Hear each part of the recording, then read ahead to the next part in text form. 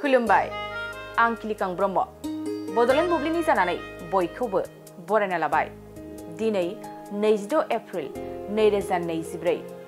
नोंथांमोननो बडलेण्ड बुब्लिया दिनैनि साना मा मानि थाखाय मिथिजायो एबा दिनैनि सानाव मा हाबाफारि फालिनाय जायो नोंथांमोननो फारि फारि बडलेण्ड बुब्लिया फोरमायगोन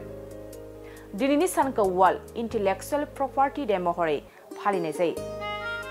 बोसोरफ्रोमबो वर्ल्ड इंटेलेक्चुअल प्रपर्टीखौ मानो रैखाथि होनांगौ बेनि बागै बांसिन सांग्रांथि लाबोनो थाखाय बे सानखौ फालिनाय जायो आरो वर्ल्ड इंटेलेक्चुअल प्रपर्टी डेआ दिहुनगिरिफोर आरो सोरजिगिरिफोरखौ बिसोरनि खामानिनि थाखाय सिनायनो आरो बेखौ रोखा खालामनो थाखाय मोनसे इंटेलेक्चुअल प्रपर्टी खान्थिनि सायाव गोसो होयोदि समाजा बिसोरनि सोरजिलु आरो सोलोजों मुलाम्फा जायो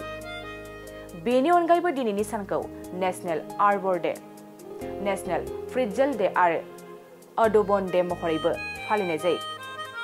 नोंथांमोननो बडलेण्ड बुब्लिया दिनैनि सानाव मा हाबाफारिजों मिथिजायो आरो मा हाबाफारिखौ फालिनाय जायो फोरमायबाय गोजोन्थों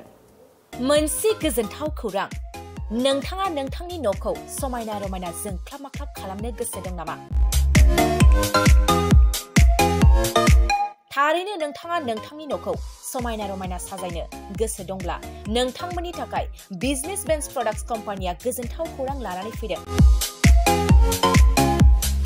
गोदान बोसोर रंजालि बैसागु फोरबोजों लोब्बा लाखिनानै बेन्स प्रडाक्ट्स कम्पानिया नोंथांमोननि थाखाय अफार होनाय जादों चिरां जिल्ला बेंटल गेट 27 राजा लामानि एबा सिबिथाय लामानि साखाथियाव नोंथांनि न'खौ समायना रमायना खालामनो गोसो जानाय रायजो राजाफोरनि थाखाय बिजनेस बेन्स प्रडाक्ट्सआ लानानै फैदों गोजोनथाव खौरां पलिग्रेनाइट WPC एबा PVC wooden flooring wallpaper steel roofing soffit ceiling बायदि गाबनि न' साजायग्रा खम बेसेनावनो नोंथांमोना बायनानै लांफैनो हागोन बेनि अनगायैबो नोंथाङा गोबां बाथ्रा मिथिनो थाखाय नैबे 8474015053 जानबुं नम्बरनि गेजेरजों नोंथाङा फन खालामनानै मिथिनो हागोन